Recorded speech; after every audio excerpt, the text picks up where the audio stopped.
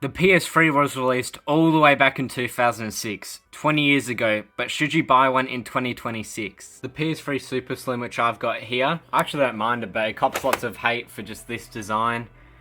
I love actually just sliding this.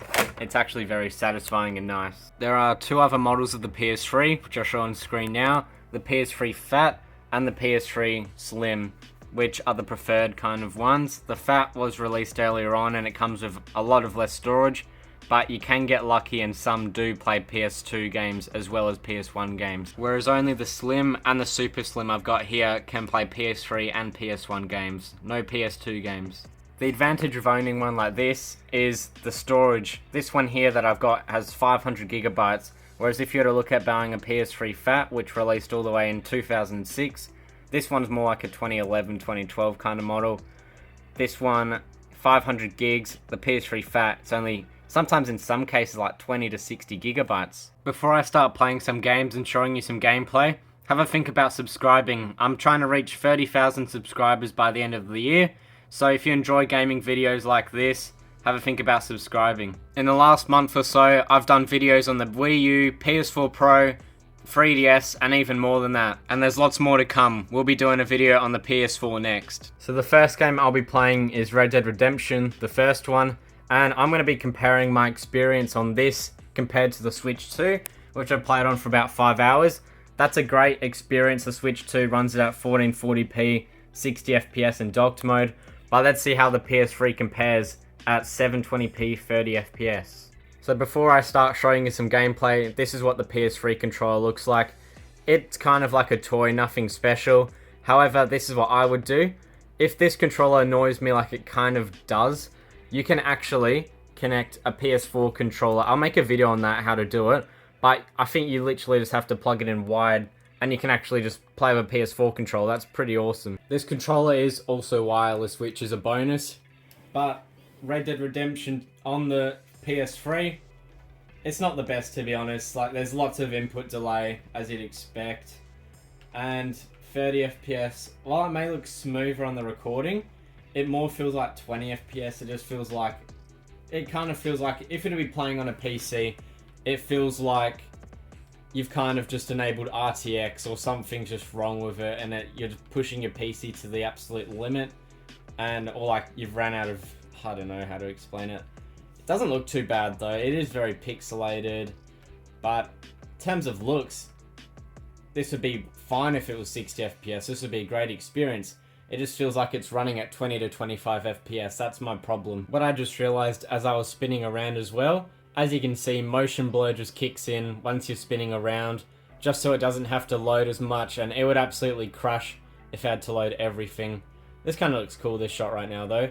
But if you're looking to play Red Dead Redemption, if you want those OG graphics and all that, like it was released on the PS3 and Xbox 360, this would be fine. Like, it's not too bad once you get used to it. It was certainly worse back then. But this would definitely be better to play on a PS4, PS5, Switch 2, or a Series X. Before I play some Grid, what should you be expecting to pay for a PS3? Honestly, I've seen them on for free on Marketplace, people just getting rid of them. And you're looking at around $50 or so for a really good looking one with the controller working and probably even some games included in that. Best thing about the PS3 though is a game like this, or Red Dead Redemption, or Motorstorm, which I'm going to play next.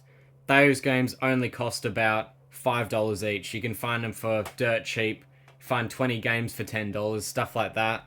These things are not expensive at all. The other thing is, online play, if you did still want to play on that, is free. Just like it is on PC. You don't have to pay for a subscription, it's just for free. So as you can see, we've got Grid. I've actually never played this game before. Yeah, got this for literally $5. And this game, it feels very smooth. I've got a G29 Logitech, and apparently this game's pretty good on it, so I will connect that up. I won't do it in this video because I've actually never used that Logitech on the PS3, but maybe in another video I'll do Logitech G29 in 2026. But this game feels very smooth. It's probably just 30 FPS, but the motion blur does help it, just like in any racing game. I have played the Grid. Oh, I'm terrible at this, by the way. Not a fan of this PS3 controller. I'm not blaming it. But I have played Grid on PC, like the newer kind of one, Grid Legends I think it's called. That game is super fun and smooth. It's awesome. The vibrations and all that aren't bad. This game does feel very nice though. It will be fun with a wheel. As you can see, not doing the best at the moment. First game, so don't blame me. These guys are going real quick. But it is a fun game. By the way, if you own a PS3, leave a comment below of what games you actually play on it. So I'd like to know. And also, I'm sure other people commenting would like to know what you are playing as well. So after a cool but pretty long intro, here we are playing some Motorstorm. First time ever playing this, and already from the start you can tell this game's just going to be awesome. This game, it actually runs pretty well. It feels like it's over 60 FPS. Well, I mean, feels like it's 60 FPS, but probably a bit over 30. Very smooth. Even in the background, you can see the graphics pretty nice as well. Even these graphics, though, like, it looks really cool for a game that's probably about 15 or 20 years old. Yeah, this game is a lot of fun. I believe they did discontinue it after the PS3, which is kind of sad because, like, imagine having this game coming into today and just playing it. Be lots of fun.